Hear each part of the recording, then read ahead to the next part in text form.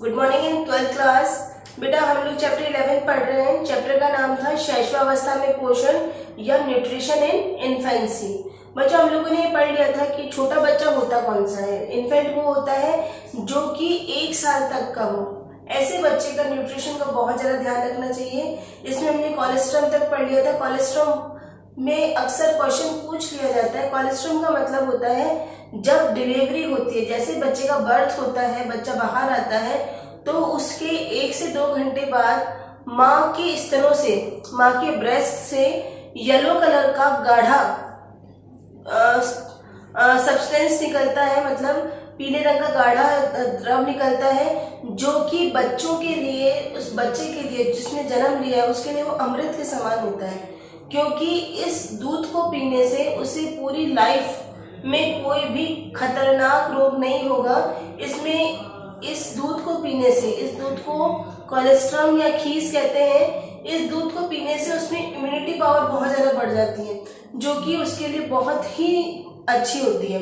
Colostrum के बारे में बच्चों आज हम लोग पढ़ेंगे कि मदर फीड होता क्या है, मदर फीड या स्तनपान कराने से क्या प्रॉफिट है। तो आज का हमारा टॉपिक है प्रॉफिट ऑफ मदर फीडिंग। ठीक है, तो मदर फीडिंग का बच्चों एक्चुअली में क्या होता है, ये मैं पहले भी बता चुकी हूँ कि जो माँ का दूध है वो बच्चे के लिए सर्वोत्तम आहार है या अमृत के समान है। ठीक है, माँ का दूध बहुत बहुत बहुत इम्पोर्टेंट होता है छोटे बच्चे के लिए, क्योंकि एक्चुअली में जो उसकी जो बॉडी है वो पूरी तरह से डेवलप नहीं होती। उसका जो आहार नाल है, जो फूड पाइप है पूरा का पूरा, वो अपरिपक्व होता है, मैच्योर नहीं होता। तो वो सिर्फ माँ के दूध को ही डाइजेस्ट कर सकता है, उसे दूसरे दूध को डाइजेस्ट करने की ताकत नहीं होती। बच्चों हमारी माँ है, हम लोग इंसान हैं, तो हमारा जो हमारे बॉडी का जो संगठन है, जो हमारे जिससे बॉडी का जो हमारा संगठन है वो हमारे अकॉर्डिंग बना है, हमारे बच्चों के अकॉर्डिंग बना है।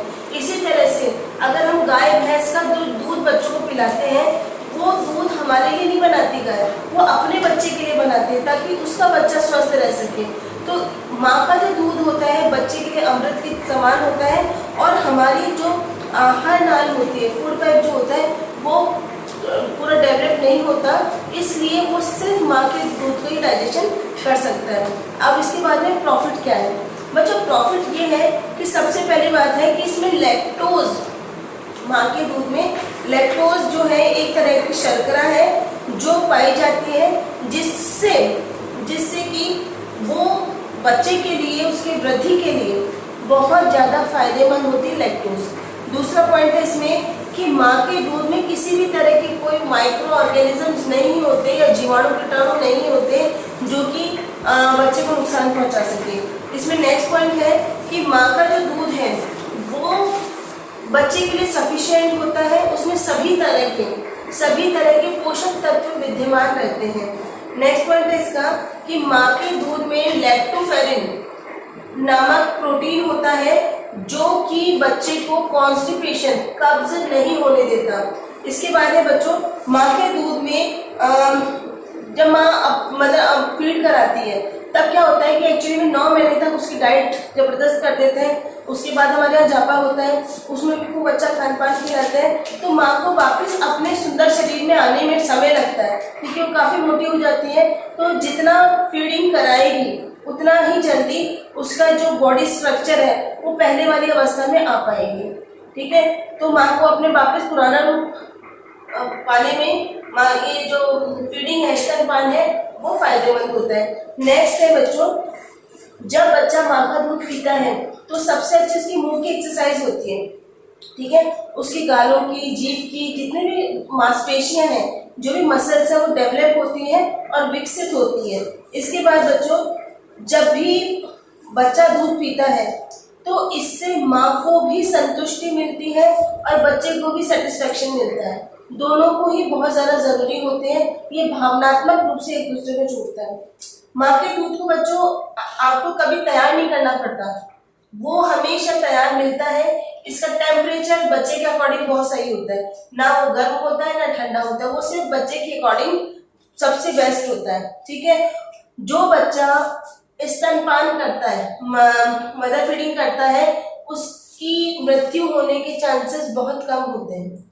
मतलब कि अगर चाइल्ड डेथ रेट हम लोग देखें तो उन बच्चों की डेथ कम होती है जो मदर फीड करते हैं। ठीक है, अब आ रहा है बच्चों कि जो फीडिंग है, मदर फीडिंग है या स्तनपान है, वो कब कब कराना चाहिए। तो बच्चों इसमें हम लोगों ने कर रखा है टॉपिक है हमारे स्तनपान का समय। बच्चों ये दो तरह का होता है, एक तो होता है मांग स्तनपान। मांग का मतलब होता है रिक्वायरमेंट, जब भी बच्चा रोए तो उस समय माँ उसको अपना दूध पिला देती है। लेकिन बच्चों इसमें प्रॉब्लम ये है कि कई बार बच्चा किसी अन्य कारण से रोता है, भूख के कारण से नहीं रोता, जैसे कि या तो उसकी कभी कोई किसी चीज में दर्द है, पेट में, कान में, कहीं पे भी दर्द हो सकता है, या फिर वो उसका बिस्तर गीला हो गया है, किसी भी कारण से रो सकता है। लेकिन माँ सोचती है कि बच्चा भूख से रो रहा है, वो स्तनपान कराने लगती है। सेकेंड पॉइंट है बच्चों इसमें है समय अनुसार, मतलब टाइम अकॉर्डिंग। इसमें उसका टाइम फिक्स कर देते हैं कि एक एक घंटे में, दो दो घंटे में, आधा आधा घंटे में हमारे को फीडिंग करानी है। तो कई बार इसमें भी प्रॉब्लम आती है कि बच्चा जब सोता रहता है या किसी कारण से उस समय माँ मतलब जब रोता है तब तो पिलाती नहीं कि नहीं समय होगा तभी उसी के अकॉर्डिंग पिलाएंगे। तो कई बार बच्चा सोता रहता है, करता रहता है, तो उसको समय फीडिंग नहीं करा पाती। तो ये दो तरह के फीडिंग टाइम होते हैं। अब आ रहे बच्चों कि इसमें एक चीज का ध्यान रखना चाहिए कि जब भी आप बच्चों को फीडिंग कराएं तो उस समय समय अंतराल का ध्यान रखा जाता है कि कितनी कितनी देर पर हम लोग कराते हैं। इसके बाद बच्चों नेक्स्ट पॉइंट जो हमारा आएगा वो है स्तनपान में बाधाएं। प्रॉब्लम क्या आती है अगर मदर को फीडिंग कराने में? कई बार प्रॉब्लम्स आती है। पहली प्रॉब्लम तो ये है कि हम लोग जानते हैं कि माँ का दूध अमूल्य होता है, लेकिन कई बार माँ को अगर कोई बहुत जबरदस्त गंभीर बीमारी हो, जैसे कि बच्चों एड्स हो या हेपेटाइटिस हो या फिर हार्ट की कोई डिजीज हो, ठीक है, तो नेफ्राइटिस मतलब किडनी से रिलेटेड बीमारी होती है, इन सब कंडीशंस में बच्चे को उसकी माँ दूध नहीं पिला सकती। सेकंड पॉइंट है कि माँ अगर दोबारा जल्दी प्रेग्नेंट हो जाए तो भी बच्चों मदर मिल्क बनना बंद हो जाता है, ब्रेस्ट फीडिंग नहीं हो सकती उस समय। थर्ड पॉइंट इसमें यह है कि अगर शिशु का वजन कम है, मतलब वो अंडरवेट है बेबी, या फिर उसके ऊपर के होठ या ये जो तालवा होता है ऊपर का जो होता है अपने जीभ से ऊपर जो होता है वो कई बार कटे हुए होते हैं, मतलब प्रॉब्लम होती है, तो इस कारण से भी बच्चा माँ का दूध नहीं पी पाता। नेक्स्ट है इसमें बच्चों कि कई बार माँ की हेल्थ इतनी डाउन होती है, इतनी कमजोर होती है कि उसके प्रॉपर दूध का निर्माण होता ही नहीं है, ठीक है। और सबसे बेकार रीजन ये होता है कि यदि डिलीवरी के समय माँ की मृत्यु हो जाए तो भी बच्चा मदर फीड नहीं कर पाता।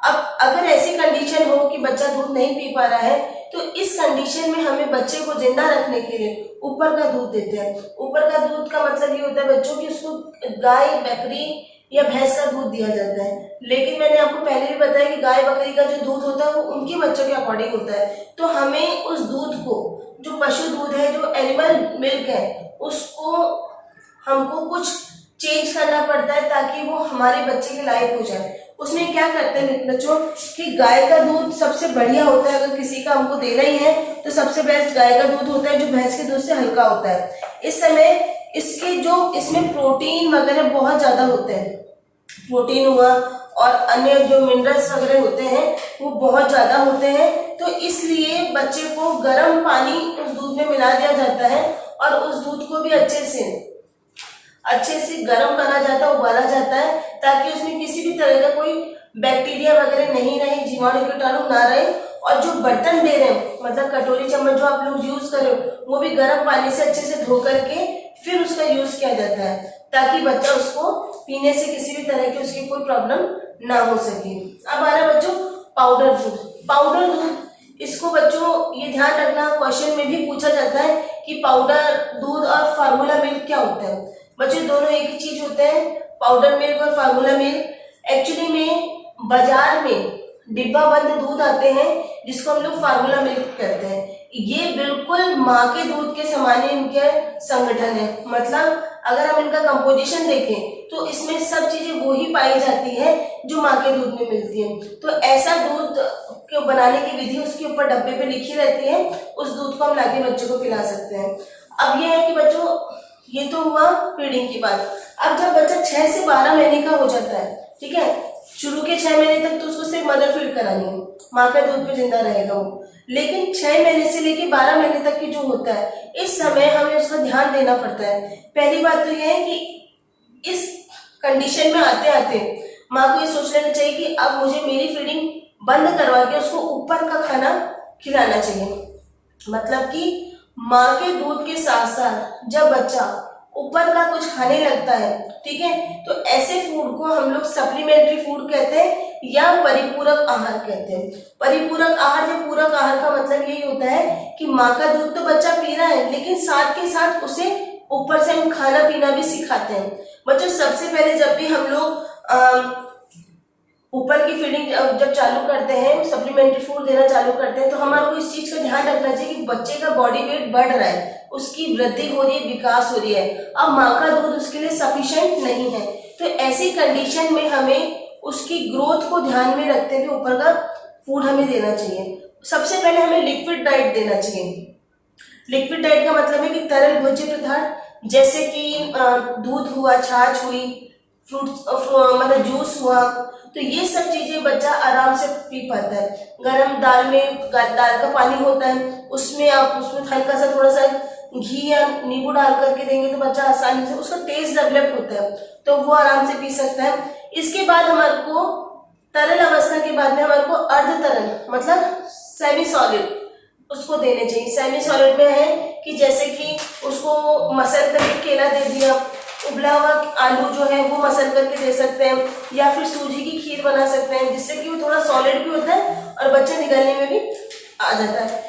इसके बाद में बच्चों हमारे को सॉलिड फूड देना चाहिए। सॉलिड का मतलब जैसे बिस्किट दे दिया, रोटी का टुकड़ा दे दिया, मठरी दे दी, ये सब चीजें बच्चा खाना सीखता है। अब इसके बाद बच्चों आता है कि जो हम लोग सप्लीमेंट्री जो फूड दे रहे हैं बच्चे को, उसको देते समय किन किन बातों का ध्यान रखना चाहिए। पहला तो यह है कि हमें ये देख लेना चाहिए कि जो हम सप्लीमेंट्री फूड दे रहे हैं, जैसा दलिया खिचड़ी जो भी दे रहे हैं, वो बच्चे के अकॉर्डिंग हो, ठीक है। बच्चा जिस एज का है, जितने महीने का है, उसके अकॉर्डिंग हो, ना तो बहुत ज्यादा हो ना बहुत कम हो। इसके बाद दूसरा पॉइंट हमें ये देखना चाहिए कि बच्चे को हमेशा एक टाइम में एक ही तरह का फूड खिलाना चाहिए। जैसे कि अगर आप सेरेलैक दे रहे हो या सूजी की खीर दे रहे हो या उपमा दे रहे हो, ठीक है, तो वो चीज उसका जो टेस्ट है उसके बारे में वो बच्चा जान जाता है, तो वो आराम से खा लेता है। बच्चे की ज्यादातर जो स्वाद तरीकाएं हैं, ठीक है, मतलब कि उसका जो टेस्ट की जो ग्लैंड्स है वो ढंग से डेवलप नहीं होती, तो वो एक ही चीज को याद रखता है, नई नई चीजों को एक्सेप्ट नहीं करता। तो इस चीज का ध्यान रखना चाहिए। और हमें एक बात का और ध्यान रखना चाहिए कि अगर बच्चा खिलाते खिलाते कभी मुंह से बाहर निकाल देता है, तो इसका मतलब ये नहीं समझना चाहिए कि बच्चे को भा नहीं रहा। एक्चुअली में उस बच्चे को तो अभी निगलना आता ही नहीं है, तो धीरे धीरे थोड़ा थोड़ा उसके मुंह में डाल करके उसको निगलना देने का मतलब उसको थोड़ा समय देना चाहिए कि खा सके। दूसरी बात है, जब भी बच्चे को हम लोग सप्लीमेंट्री फूड दें, मतलब पूरक आहार खिलाएं, तब वहाँ का जो वातावरण है वो अच्छा रहे, बच्चे का पसंदीदा वातावरण होना चाहिए। इसके बाद है कि हमें कभी भी जल्दबाजी नहीं करनी चाहिए उसको खिलाने में, ठीक है, आराम से शांति से बैठ करके और उसके साथ अच्छा वातावरण बना करके हमारे को उसको फीडिंग करानी चाहिए। नेक्स्ट है बच्चों कि हमें कोई भी लिक्विड जैसे कि पानी हुआ, दूध, छाछ, जूस, इन सबको बॉटल में नहीं देना चाहिए। हमारे को हमेशा उसको कप की आदत रखनी चाहिए। इसके बाद में यह है कि बच्चे को जो आप लोग आहार दे रहे हो वो उस समय खिलाते खिलाते कभी कभी बीच बीच में मदर फीडिंग भी करवानी चाहिए, क्योंकि अगर हम एकदम से मदर फीडिंग बंद करवाते हैं तो इससे बच्चा चिड़चिड़ा हो जाता है। एक बात का और ध्यान रखना चाहिए कि कभी भी कई माएँ करती हैं कि बच्चे को दूध छुड़ाने के लिए नीम के पत्ते, कुनैन की गोली या दवाई, ये सब कड़वी चीजें लगा लेती है। उससे क्या होता है कि बच्चा बहुत ज्यादा चिड़चिड़ा हो जाता है, वो मदर फीडिंग छोड़ना नहीं चाहता और वो किसी भी दूध को नहीं पीता फिर। तो ये प्रॉब्लम आगे आ सकती है।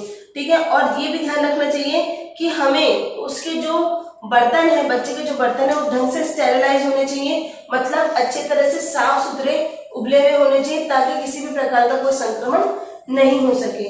और हमें ध्यान रखना चाहिए कि जो छोटे बच्चे का बर्तन है वो कांच का ना हो, मतलब कांच का, चीनी मिट्टी का ना हो, नुकीला ना हो, उसके जो एजेस हैं, उसके जो किनारे हैं वो गोल होने चाहिए, ताकि बच्चा कभी अपने आप को चोट नहीं पहुंचा सके। ठीक है बच्चों, यहाँ चैप्टर हमारा 11 कंप्लीट हो रहा है। इसके क्वेश्चन आंसर्स आप लोग देख लेना, और नहीं आए तो मुझसे पूछना। Thank you.